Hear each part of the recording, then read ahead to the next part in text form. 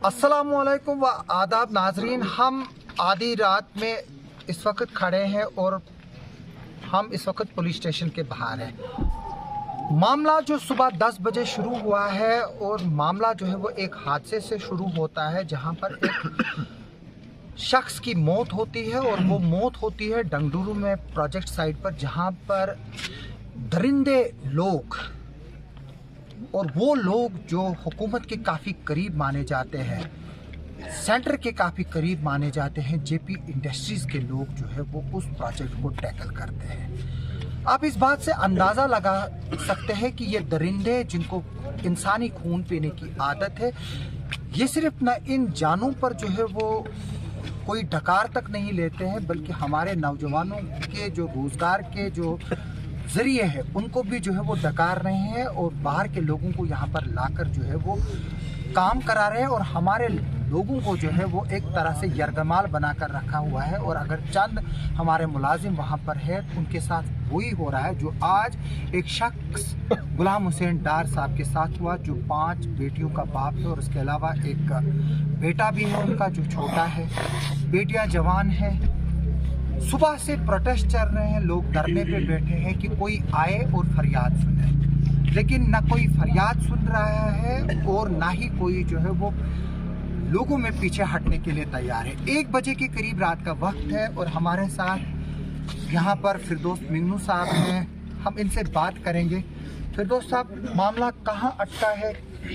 हमारी कमज़ोरी है, हम ही खराब हैं, या जो प्रोजेक्ट के लोग हैं वही हमें समझ नहीं पा रहे या ना हम उनको समझा पा रहे? देखिए, मामला जो है आप देख रहे हैं पुरअमन तरीके से सुबह 10 बजे से प्रोटेस्ट है। सारे मीडिया के लोग खबर इसको कर रहे हैं पुरअमन तरीके से और तमाम मजहब के लोग यहाँ पे सपोर्ट इस धरना को कर रहे हैं। इसको रंगत देने की कोई खता ना करे, हम उस पे भी कड़ी नजर रखे हुए हैं। नहीं, कोशिशें तो की जा रही है, कोशिशें की जा रही है, तभी हम रात के 1:30 बजे तक तमाम लोग यहाँ पे डटे हैं। कुछ पर्टिकुलर का अमन किसी को खराब करने की इजाजत नहीं देंगे। कुछ पर्टिकुलर लोग नहीं आ रहे हैं। हाँ, कुछ पर्टिकुलर लोग नहीं आ रहे हैं, वो मत आइए। हम लोग यहाँ पे हैं, हम अमन जिम्मेदार लोग हैं, हम अमन जिम्मेदार लोग हैं। उनकी जिम्मेदारी का भी हम हिसाब किताब ले लेंगे।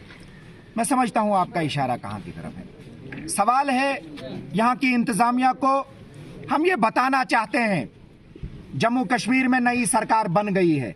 हालांकि हम यहाँ पे किसी किस्म की राजनीति, इस इशू को पॉलिटिसाइज नहीं करना चाहते हैं।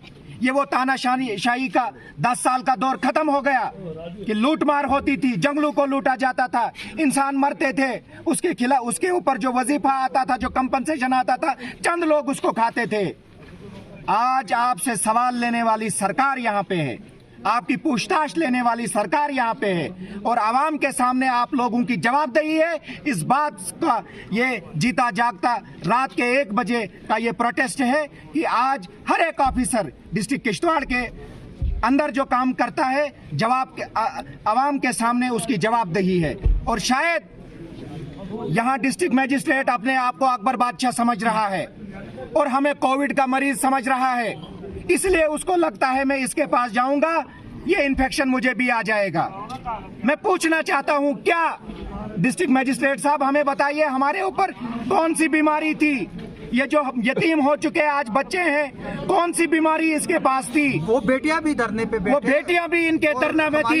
यहाँ का डिस्ट्रिक्ट मजिस्ट्रेट हमारी बहन बेटियों को रात के अंधेरे में हॉस्पिटल के सामने इनको बिठाएगा और इसकी पूछताछ लेने वाला कोई नहीं होगा।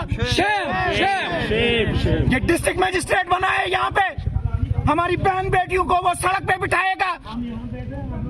ये अगर अपने तीर चलाना चाहते हैं और ये हमारा सीने का भी अब देखेगा कि ये अपने तीर चलाए, हम अपना जिगर सामने करता है। किसके पास कितनी एजेंसी है, कितनी पुलिस इसके पास है, वो लगा दे। हम भी इंसाफ लिए बगैर यहाँ से हटने वाले नहीं हैं। नसीर, हमारी बहनों को ये रात के 12 बजे तक रात के 1 बजे होने वाले हैं और वो हमारे पास नहीं आएगा।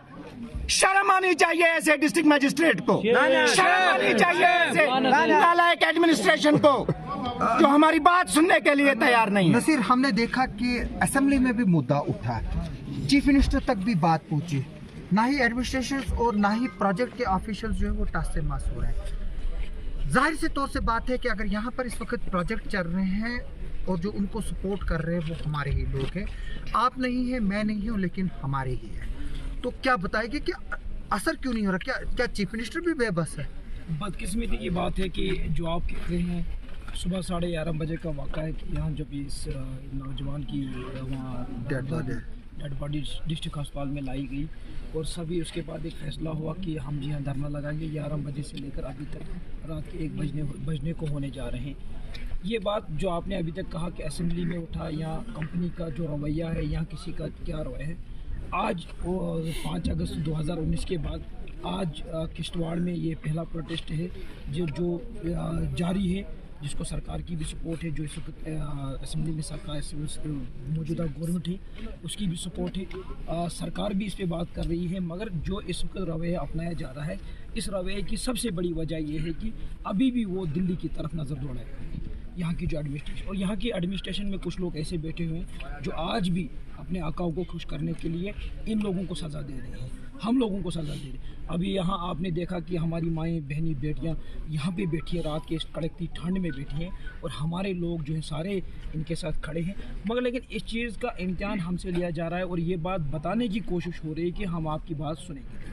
मगर हम भी उनको एक बात कह देना चाहते हैं यहाँ कि जब तक आप हमारी सुनी नहीं जाएगी तब तक हम कहीं जाने वाले। आप नहीं सुनोगे तो हम भी नहीं सुनेंगे और हम भी नहीं हटेंगे। और आपने जो यहाँ प्रोजेक्ट्स के बारे में कहा, ये एक छोटी समझी साजिश के तहत यहाँ बार बार जो है, चाहे 47 से हो, चाहे यहाँ कभी भी 47 के बाद हमारे रिसोर्सेज को लूटने का काम हो रहा है, हमारे जंगलात को लूटने का काम हो रहा है, हमारे पानी को लूटने का काम हो रहा है, हमारी लीडरशिप को कमज़ोर करने का काम हो रहा है और हमारे लोगों को आपस में लड़वाने का काम हो रहा है। और जो लोग आज की डेट में इस जम्मू कश्मीर में कुछ जगहों पे चुने गए हैं, बदकिस्मती की बात है, उन्होंने एक रंग रोगन अपने आप पे लगाया और उस रंग रोगन को चेक कर रहे हैं किसके ऊपर हरा रंग है और किसके ऊपर लाल रंग है। उस रंग को देख के वो इंसानों को पहचानते हैं। यहाँ की एडमिनिस्ट्रेशन का ये सितम ज़रीफ़ जो इन्होंने आज रवैया अपनाया, एक मैयत जो है सुबह 11:30 से यहाँ पोस्टमार्टम कमरे में है, उसकी वाइफ यहाँ पे है, उसकी बेटियाँ यहाँ पे हैं, उनके रिलेटिव्स यहाँ पे हैं, लोग उनके घरों में खबर पुरसानी के लिए जा रहे हैं कि मैयत कब आएगी, जनाजा कब होगा, दफनाया कब जाएगा। और बदकिस्मती की बात है, इस चीज़ से ये बात वाज़ेह होती है कि ये लोग हमें नहीं पसंद करते हैं, हमारी ज़मीनों के पीछे या हमारे रिसोर्सेज के पीछे नहीं, लेकिन हमारी कोई वैल्यू नहीं। शबीर, कमज़ोरी कहाँ है? देखो, आप भी जो है वो इस चीज़ पे जो है वो सुबह से बने हुए हैं। जाहिर से तौर से बात है कि गला भी थक गया है, हम भी लगे हुए हैं, तो कमज़ोरी कहाँ पर है? हम कहाँ कमज़ोर हैं? क्या हम इतने कमज़ोर हैं कि हमें कोई भी जो है वो केले की तरह खा जाए? आसिफ साहब, बदकिस्मती ये डिस्ट्रिक्ट ज़िला किश्तवाड़ की है कि इस टाइम रात के अंधेरे में आप देख रहे हैं, सुबह 10 बजे से लेके रात के 1 बजे इस टाइम है। यहाँ पे तमाम ज़िला के लोग आए हुए हैं, गाँव से लोग आए हैं, किश्तवाड़ के सारे लोग इनके साथ जो फैमिली है, इनके बच्चों के साथ, इनकी फैमिली के साथ यहाँ पे अभी इस ठंड में भूखे सारे हैं। लेकिन बदकिस्मती है कि ज़िला एडमिनिस्ट्रेशन जो है डीसी की क़यादत में है। हमने उनसे टाइम मांगा था कि 2 मिनट आए और अभी तक ये मामला ख़त्म हो चुका हुआ था, क्योंकि यहाँ 5 कंपनियाँ काम कर रही हैं, इतनी मल्टीनेशनल कंपनियाँ काम कर रही है। प्रिंसिपल एम्प्लॉयर जो है इस टाइम जो है चिनाब वैली पावर प्रोजेक्ट जो है, जो जॉइंट वेंचर है, और जो ये सब कंट्रेक्टर यहाँ काम करे 5 प्रोजेक्टों में, जहाँ बहुत सारे लोगों की जानें आज तक चले गई। आप देखिए धर्मशाला में हाल ही में जो हुआ, और वहाँ पर ऑन स्पॉट जो कंपनी के ओनर्स थे और सिक्योरिटी के लोग थे, उनने आके ऑन स्पॉट उनको कंपनसेशन दिया और उनको नौकरियां दी। नहीं तो जेपी के लोग क्यों नहीं आ रहे? क्योंकि आप जेपी से भी एसोसिएटेड रहे। मैं इसलिए कह रहा हूँ कि उनके जो लिंक्स है वो डंगडुरु से लेके दिल्ली तक है। वो जम्मू कश्मीर रियासत के चुने हुए नुमाइंदों को जेल में रखते हैं। मुझे मालूम है कि उनकी कारकर्दगी क्या होती है, उनका स्टेटस क्या है, उनकी पावर क्या है। वही सीरो जो एचओपी है उसका कद इतना कैसे बढ़ गया? उसका कद उसको इसलिए पता है कि मुझे दिल्ली से प्रोजेक्ट किया जाता है, मुझे दिल्ली से मेरे को सपोर्ट है, तो इसलिए जो है उसको वहाँ पे यहाँ टच से मस नहीं हो रही है। मेरे भाई आप देखिए, जिस खानदान से एक उनका चिराग चला गया, जिसकी 5 बच्चियाँ और एक बेटा नाबालिग है, इस टाइम पूरा ज़िला वाच कर रहा, पूरा जम्मू कश्मीर जो उनको वाच कर रहा है। आप देखिए किस मुसीबत में इस टाइम रात के 1 बजे हैं। कौन सी बड़ी बात थी जब जेपी कंपनी के लिए 20 लाख रुपए और उनके बच्चों को जो पैसा देना था, मंथली पैसा देना था, और सीपी में एक उनकी बीवी को मुलाजिम लगाना है, और साथ में जो है एक ये जो एफआईआर देनी है, एफआईआर दी पुलिस ने। लेकिन बड़ी बात ये एक इशारा कंपनी का काफ़ी होता है, लेकिन कहीं ना कहीं इनको ऊपर से जो एक प्रेशर है 30,000 करोड़ के प्रोजेक्ट, और उनसे उनको कहीं ऊपर से कहीं ऐसा सपोर्ट है जिसमें उनको लगता है कि ये आवाम जो है इनको कोई फर्क नहीं पड़ता, ये जो मर्जी करे, टस से मस नहीं होगा, क्योंकि उनको पता है कि आवाम दिन से रहे, रात भर रहे, जब हमने कुछ नहीं करना है तो तभी जाके आज रात के 1 बजे इस पुलिस स्टेशन के सामने जो है तमाम आवाम जो यहाँ पे खड़ी। फिर दोस्त कल इमाम साहब ने जो है वो, अब जाहिर से तौर से बात है 1 बजे से भी ज़्यादा वक्त हो चुका है, तो इमाम साहब ने कल हड़ताल की कॉल दी है, तो आप इसको कैसे देख रहे हैं? क्या हड़तालें करके ही जो है वो, अब एजिटेशन करके ही अपने हक जो है वो हासिल किए जाएंगे? देखिए, मैं समझता हूँ हड़ताल एक लास्ट ऑप्शन था हमारे लिए। हम लोग इमाम साहब के पास गए, हमने उनसे गुजारिश की, हमने पूरी कहानी उनके सामने रखी। वो खुद भी आए थे, इमाम साहब भी खुद आए थे। फिर हमने पूरी कहानी उनके सामने रखी, वो भी शायद मजबूर हो चुके। जब इंतज़ामिया आपकी बात नहीं सुनेगी, आपके पास कोई आएगा नहीं, फिर तो अंधेर नगरी चौपट राज में एहतिजाज तो एक, हड़ताल तो एक बेसिक चीज़ है वहाँ पे। मैं समझता हूँ, अप्रिशिएट करता हूँ मैं इमाम साहब को, मैं तमाम लोगों को भी अप्रिशिएट करता हूँ जो कल शॉप्स बंद रखेंगे, कारोबारी तमाम इदारे बंद होने चाहिए। क्या मैं समझता हूँ एक इंसान की जान चली गई है। ये इमाम साहब का मसला नहीं है, हिंदू मुस्लिम बिल्कुल वो मसला ही नहीं है, ये हिंदू मुस्लिम का मसला ही नहीं है। ये किश्तवाड़ का यहाँ पे मसला है। हिंदू लोग हमारे साथ थे जो अभी भी बैठे हैं। पूजा ठाकुर एक हिंदू है, कोई मुझे बताइए उससे बड़ा हिंदू कौन है? नहीं, उनको बाहर निकाला गया है हिंदुइज्म से, क्योंकि अच्छा, उनको बाहर निकाला गया होगा, ठीक है, वो बीजेपी की नहीं है इसलिए बाहर निकाला है। यहाँ रॉकी गोस्वामी साहब हैं, उन्होंने आज 2 प्रोटेस्ट किए। एक जो सनातन धर्म सभा ने जो कॉल दी थी, जो कोतवाड़ा में एक इंसिडेंट हुआ, उसके फौरन बाद वो यहाँ पे आए। मैं ऐसे जैसे लोगों की जो मजहबी दीवारों से छलांग मार के मजहबी दायरे से ऊपर उठकर इंसानियत के हक में आवाज उठाते हैं, हम उन लोगों को, वो हिंदू हो, मुसलमान हो, सिख हो, ईसाई हो, हम सल्यूट करते हैं ऐसी लोग। और किश्तवाड़ की पहचान ही यही है। किश्तवाड़ कभी हिंदू मुस्लिम के तौर पे जाना नहीं जाता है। ये जब से भाजपा आई है तब से ये बुरा हाल हमारा है। हमारी रवायत ये रही है, हमने कॉलेज की एजिटेशन मिलके उठाई है, हमने डिस्ट्रिक्ट की एजिटेशन मिलके उठाई है।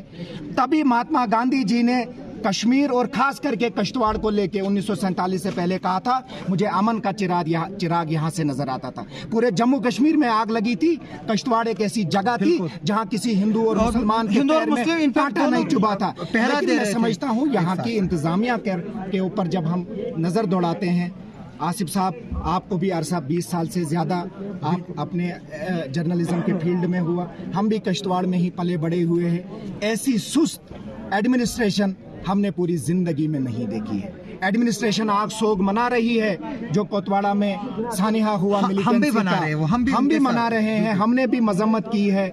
इमाम साहब ने जामा मस्जिद से मजम्मत की है, तमाम लोगों ने across political lines, across religion lines मजम्मत की है।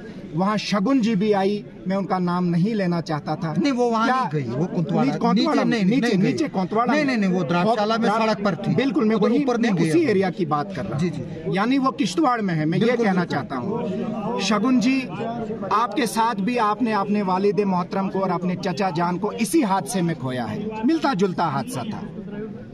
नहीं, बेटी सर से साया उठा है उनको। ये जो इस समय बेटियां धरने पे बैठी है, इनका बाबा भी सुबह काम करने के लिए गया, 1 बजे के बाद उनको टेलीफोन आया, आपका पापा जो है इस दुनिया में नहीं रहा, लहू लुहान है, अभी भी डेड बॉडी हॉस्पिटल में पड़ी है।